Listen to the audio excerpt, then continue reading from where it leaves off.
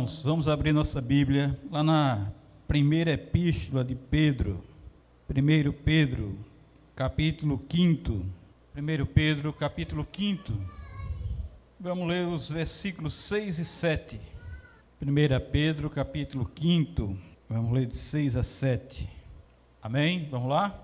Todos juntos, vamos juntos. Humilhai-vos, portanto, sobre a poderosa mão de Deus, para que ele, em tempo oportuno, vos exalte, lançando sobre ele toda a vossa ansiedade, porque ele tem cuidado de vós. Porque ele tem cuidado de vós. Senhor nosso Deus, nós te louvamos, porque tu és o Deus Todo-Poderoso, e sabemos da nossa fragilidade, dependemos do Senhor. Confiamos que o Senhor tem nos sustentado. E nós queremos clamar que o Senhor nos dê esta confiança, essa convicção, essa certeza, uma verdadeira fé em nosso coração, de que o Senhor tem nos sustentado, o Senhor tem nos conduzido, o Senhor tem estado no controle da nossa vida, do nosso lar, da nossa família. Ó Deus, nos ajuda nesse momento, pois nós precisamos, Senhor, do teu poder sobre nós, do teu agir sobre nós, do teu cuidado, da tua assistência a cada um de nós. Por isso, Senhor, nós te agradecemos pela tua palavra, em nome de Jesus. Amém. Irmãos, tem um comentarista chamado Simon, eu leio Kistemaker, não sei se é exatamente assim, mas ele diz que esse versículo 6 está diretamente relacionado ao versículo anterior por causa do advérbio conectivo, portanto, quando ele diz, humilhai-vos, portanto. E o versículo 5 diz, rogo-vos igualmente aos jovens, sede submissos aos que são mais velhos. Outrosim no trato de uns para com os outros, cingi-vos todos de humildade, porque Deus resiste aos soberbos, contudo, aos humildes concede a sua graça. Tomando por base a citação de Provérbios, Pedro insta os crentes a se humilharem, a ter uma postura de humildade. No versículo anterior, o apóstolo instrui os leitores a serem humildes de uns para com os outros. Porém, no versículo 6, ele os encoraja a serem humildes também diante de Deus. Ter humildade de uns para com os outros, mas também serem humildes diante de Deus. E lá em Tiago, capítulo 4, versículo 10, diz, humilhai-vos na presença do Senhor, e Ele vos exaltará. É assim, irmãos, que o ser humano deve amar tanto a Deus, como deve amar também o seu próximo. É assim que nós também devemos demonstrar humildade para com Deus, e devemos também mostrar humildade para com os homens. Humilhem-se, é o destaque desse texto, humilhem-se. O que Pedro quer dizer com essa palavra é que os leitores se sujeitem a Deus, de modo tal que coloquem sua confiança exclusivamente sobre Deus, exclusivamente sobre Ele. Devem saber que Deus cuida deles e deseja que sejam completamente dependentes deles. Irmãos, muitas e muitas das provações que nós passamos nesse mundo é provação porque é de Deus, não é tentação. Tentação é do inimigo, mas provação de Deus, e Deus quer nos ensinar com isso. Os problemas da nossa vida, Deus quer nos ensinar com isso. As dificuldades que nós passamos, Deus quer nos ensinar com isso. Porque Deus quer que nós dependamos dEle, vivamos essa completa dependência dEle. E é por isso que Deus nos prova, e é por isso que Deus permite que passemos por tantas e tantas tribulações no nosso mundo, na nossa vida, no nosso lar, na nossa família, porque Deus quer isso de nós, Deus quer nos ensinar isso, e nós sabemos que não aprendemos quando é festa. Nós só aprendemos na tribulação, nós só aprendemos quando a dificuldade vem. Deus cuida de nós e deseja que sejamos completamente dependentes deles, que tenhamos essa dependência dele, que entreguemos os nossos problemas e as nossas dificuldades a ele. na presença de Deus, o ser humano deve estar plenamente ciente da sua insignificância. Nada podemos fazer, irmãos. Não temos força, não temos poder, não temos sabedoria para fazer o que Deus tem feito na nossa vida. Não podemos fazer o milagre que Deus tem feito todo dia em nossa vida. Não podemos realizar aquilo, e é tão verdade isso, é tão certo isso, que nós clamamos a Deus, que nós pedimos a Ele, que nós imploramos a Ele. Jesus, de fato, ensina que quando uma pessoa se humilha como uma criança pequena, ela é a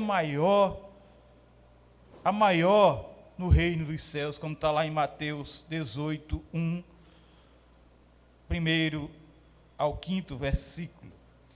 E é nesta humildade, é com esta pequenez, é com essa convicção que nós nos reportamos a Deus, que nós vamos a Deus, que nós buscamos a Deus, que nós chegamos diante de Deus, dizendo: Senhor, eu sou pequeno, eu nada posso fazer, eu sou impotente, e dependo do Senhor, preciso do Senhor. E aqui estou clamando ao Senhor, é isso que Deus quer de nós. Porque, irmãos, sem Jesus, quando nós não conhecemos Jesus, quando nós não temos Ele como nosso Senhor e Salvador, nós somos os nossos próprios deuses, nós somos os nossos próprios salvadores, nós achamos que podemos resolver tudo, nós achamos que realizamos tudo, nós não precisamos de Deus. Mas é esse caminho que Deus quer que nós sigamos, de dependência total dEle, de convicção, de entendimento, de que sem Ele, Jesus disse: sem mim nada podeis fazer.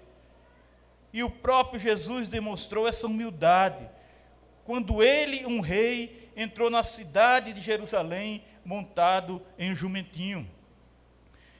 Ele cumpriu a profecia: eis que vem o teu rei, humilde, montado em jumentinho, como está lá em Zacarias 9:9 e Mateus 21:5. Pois é, irmãos, o texto diz: sob a poderosa mão de Deus. Humilhai-vos, portanto, sobre a poderosa mão de Deus. Essa é a linguagem do Antigo Testamento, que descreve o governo de Deus com relação a Israel. Que descreve que Deus estava no controle do seu povo. Deus mostrou sua poderosa mão ao conduzir a nação de Israel para fora do Egito. Era Deus que estava levando, era Deus que estava conduzindo. Tudo o que estava acontecendo tinha um propósito, mas Deus estava ali, Deus estava presente, e tão presente que quando Deus disse que não ia, Moisés disse: então nós não vamos. Se tu não vais conosco, nós não vamos sair daqui. Por quê? Porque não tinha para onde ir, não tinham como ir. Iam seguir a quem? Iam servir a quem? Nós, irmãos, sem Deus, realmente não somos ninguém. Se não seguimos a Cristo Jesus, se não seguimos os seus mandamentos, se não seguimos aquilo que Ele, do caminho que Ele tem sido para nós, nós não vamos a lugar nenhum. Também, irmãos, no Novo Testamento, a poderosa mão de Deus está evidente. E Maria canta isso: agiu com seu braço valorosamente e exaltou os humildes, como está lá em Lucas 1, 51 e 52. Lá em 1 Samuel também 2,17 está escrito assim: o Senhor empobrece e enriquece, abaixa e também exalta. É Ele que está no controle da nossa vida, para que Ele possa exaltar vocês no devido tempo, por causa das provações pelas quais os leitores estão passando, correm o perigo real de perder a coragem e desanimar. Essa era a realidade daquele momento ali. Essa era a realidade daquele povo. Por causa das provações, por causa das tribulações, por causa das perseguições que eles estavam vivendo, eles estavam correndo ali um real perigo de perder a coragem, de desanimar. E isso nós estamos vivendo hoje, irmãos. Nós corremos esse perigo também. Mas, apesar de Deus não testar os cristãos além do que podem suportar, a resistência humana tem um limite. Nós resistimos, mas nós temos um limite. Assim, Pedro encoraja os seus leitores e lhes diz que Deus responde à sua humildade, dando-lhes exaltação. Humilhem-se. Humilhem-se. Porque Deus vai responder a isso. Porque Deus vai dar o pago disso. Humilhem-se, porque vocês vão receber o galardão disso aí. Deus jamais abandona seus filhos. É isso que nós precisamos crer, irmãos. Nós vivemos dizer, Deus está no controle de tudo, Deus está no controle de tudo, mas muitas vezes na nossa vida, nós nos desesperamos com as coisas, como se Deus não estivesse nesse negócio. Deus jamais abandona seus filhos, mas muitas vezes, no último instante, Ele os ergue e lhes dá a vitória. Não é no momento que a gente quer, não é como a gente quer, não é no instante que a gente quer as coisas para ontem. E Deus é o dono do tempo, Deus sabe de tudo, Deus sabe de todas as coisas. Por isso, o crente que deposita sua confiança no Senhor, sabe que é Deus quem sustenta o mundo e está plenamente no controle de cada situação da nossa vida, cada situação da nossa família, cada situação do nosso lar. Apesar de Pedro instruir os crentes aqui a procurarem a humildade, resultando na sua exultação por Deus, ele não está promovendo um sistema de mérito aqui. Seja humilde, porque Deus vai lhe exaltar. Se você for humilde, Deus vai lhe exaltar. Para ser exato, tal sistema alimenta a falsa humildade. Então eu vou ser humilde. Então eu vou agir com humildade. Isso é falso. Resultando na sua exaltação por Deus. Ele não está promovendo um sistema de mérito. Para ser exato, tal sistema alimenta a falsa humildade. Significa que o crente se humilha diante de Deus com o propósito de que este o exalte. Senhor, eu vou ser fiel no dízimo e vou ser fiel nas ofertas, porque eu sei que o Senhor vai me dar um prêmio da Mega Sena. Essa é a barganha que muitas vezes nós queremos fazer com Deus. Eu vou ser humilde porque Deus vai me humilhar. Pedro diz aos cristãos para serem completamente dependentes de Deus. E observa que Deus no momento certo o exaltará. Dependam de Deus. Dependam da assistência do Senhor. Dependam do cuidado do Senhor. Dependam. Confiem nele. Saibam que Ele está agindo. Saibam que todas as coisas cooperam para o bem daqueles que amam a Deus. E a expressão aqui que ele diz, em tempo oportuno, também se refere à volta de Cristo, como indica Pedro em outras passagens das suas epístolas. Pedro, irmãos, assegura aos cristãos de que podem confiar plenamente na palavra de Deus, pois Ele os convida a lançar sobre Ele todos os seus cuidados. Lancem sobre Ele todos os seus cuidados. Como é que ele diz aqui? Humilhai-vos, tanto sobre a poderosa mão de Deus, para que Ele em tempo oportuno vos exalte. Lançando sobre Ele, diz o versículo 7, toda a vossa ansiedade, porque Ele tem cuidado de vós. De todas as religiões do mundo, a religião judaico-cristã ensina que Deus cuida dos seus filhos, Deus cuida do seu povo, Deus cuida dos seus escolhidos. Na verdade, Ele se importa tanto que Ele pede que levem até Ele todos os seus problemas. Deus não diz resolvam, Deus não diz se virem, Deus não diz tomem conta da sua vida. Ele mesmo ensina que devemos levar a Ele os nossos problemas. E a Bíblia diz, entrega o teu caminho ao Senhor, confia nele, e o mais Ele fará. Ele fará, e fará sobressair a tua justiça como a luz, e o teu direito como o sol ao meio-dia. Salmo 37, 5 e 6. É Ele que fará. Ele. Você tem que entregar. Você entrega o caminho. Você confia nele. E Ele fará. Confia os teus cuidados ao Senhor. E Ele te susterá. Jamais permitirá que o justo seja abalado. Como diz o Salmo 55, 22. Por isso vos digo, não andeis ansiosos pela vossa vida, quanto ao que haveis de comer ou beber, nem pelo vosso corpo, quanto ao que haveis de vestir. Porque os gentios é que procuram todas essas coisas, pois vosso Pai Celeste sabe que necessitais de todas elas. Mateus 6, 25 e o 32.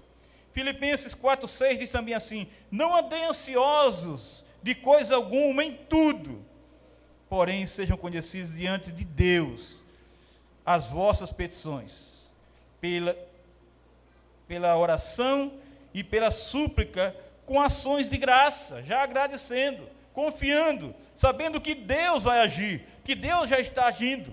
Por isso, irmãos, Pedro usa o termo lancem, lançando sobre ele a vossa ansiedade, porque ele tem cuidado de vós. Lancem. E no grego fica implícito que lançar é um único ato. Em verdade, humildade e confiança em Deus, o cristão lança todas as suas ansiedades sobre o Senhor. Eu confio no Senhor. E humildemente eu chego diante do Senhor, porque eu confio no Senhor.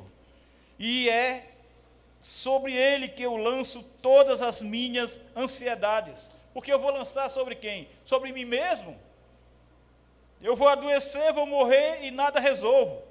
É Ele, é sobre Ele que nós devemos lançar.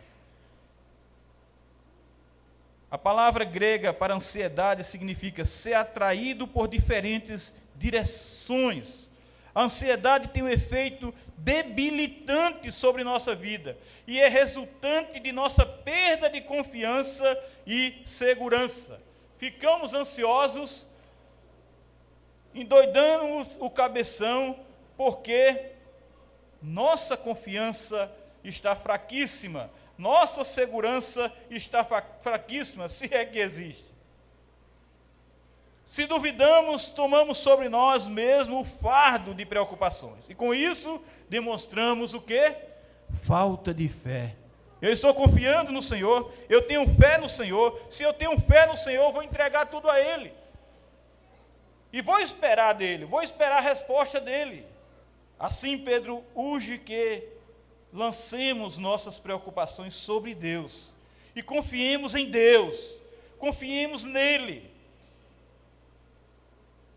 O verbo lançar significa também um ato que exige esforço, no sentido de arremessar alguma coisa para longe de nós, tirando de nós, saindo de nós, para que não fique em nossa mente, para que não fique nos perturbando. Descreve um ato intencional, uma vez que lançamos, irmãos, fora nossa ansiedade, mesmo que os problemas persistam, nós sabemos que Deus, e só Deus, cuida de nós. É Deus que cuida de nós. É isso que Pedro está dizendo. É isso que Pedro está mostrando, quando ele diz aqui: lançando sobre ele toda a vossa ansiedade, porque Ele tem cuidado de vós. Lance sobre Ele sua preocupação, porque Deus tem cuidado de vocês. Tanto no Antigo como no Novo Testamento, a promessa de Deus de cuidar dos seus filhos é certa, é verdadeira, é real. Não é uma promessa de político, não é uma promessa mentirosa, não é uma promessa para ganhar alguma coisa. É a certeza. Ele está dizendo o que ele promete é verdade. O que ele está dizendo vai se cumprir sim.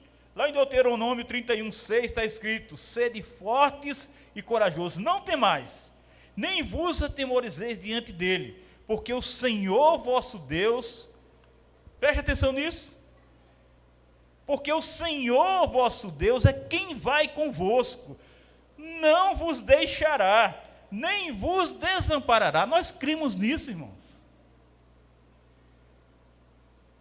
Não, sede fortes e corajosos, não temais, nem vos atemorizeis diante deles. Pode ser o exército que for, pode ser o problema que for, pode ser a preocupação que for, pode ser o que for, a tribulação que for, porque o Senhor vosso Deus é quem vai convosco. O Senhor vosso Deus é quem está com você, meu irmão, minha irmã. Não te deixará, não te desamparará. Irmãos, é esta fé que nós precisamos ter, é essa convicção que nós precisamos ter, é essa certeza. Lá em Hebreus 13:5, o autor diz assim: seja a vossa vida sem avareza, contentai-vos com as coisas que tendes, porque ele tem dito, de maneira alguma te deixarei, nunca, jamais te abandonarei. Irmão, se Deus está dizendo isso, é verdade, acontece, é isso mesmo, e nós não vemos porque não queremos ver, mas isso está acontecendo na minha vida e na sua vida.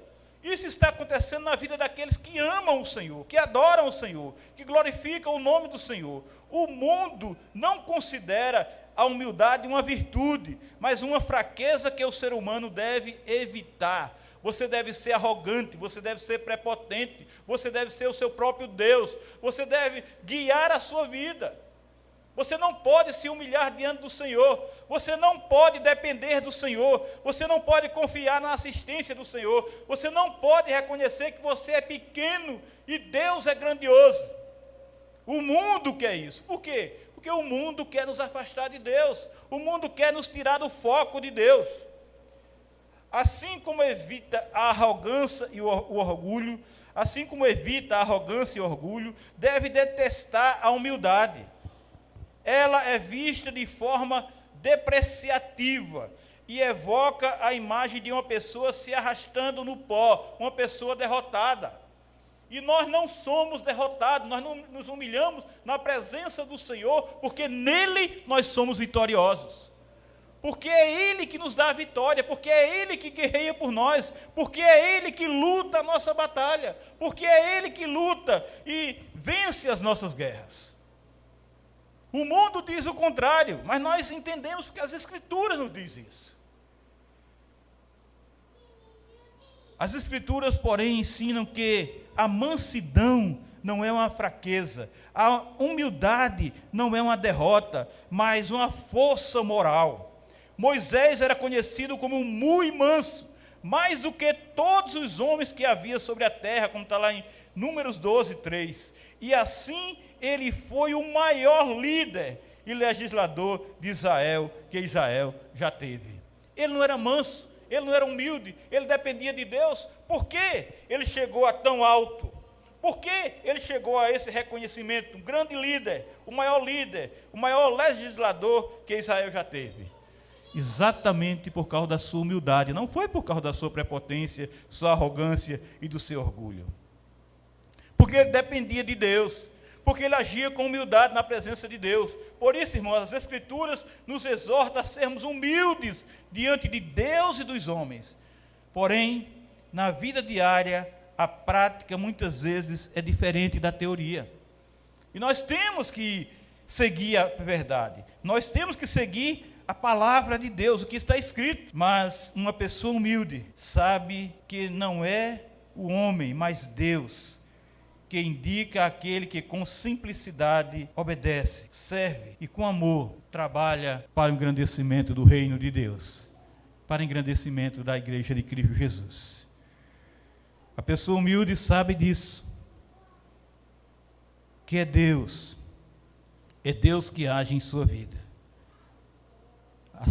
As palavras do salmista são bastante apropriadas nesse momento, quando ele diz: porque não é do Oriente, nem é do Ocidente, nem do deserto que vem o auxílio. Deus é o juiz. A um abate e a outro exalta. Deus é o juiz. Ele abate o orgulhoso, ele abate o prepotente, ele abate o arrogante e exalta o que se humilha diante dele. Por quê? Ele exalta aquele que confia no Senhor. Ele exalta aquele que depende do Senhor. Ele exalta aquele que não quer ser Deus, mas reconhece o Senhor como seu Deus.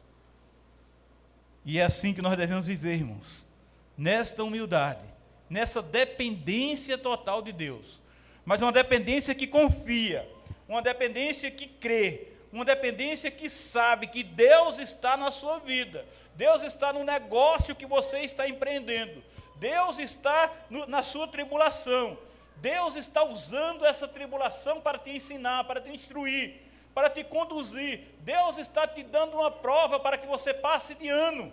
Deus está te dando uma prova para que você vença esse vestibular da sua vida. E cada dia mais você cresça, e cada dia mais você se edifique, e cada dia mais você se torne um crente maduro na sua presença, por meio do poder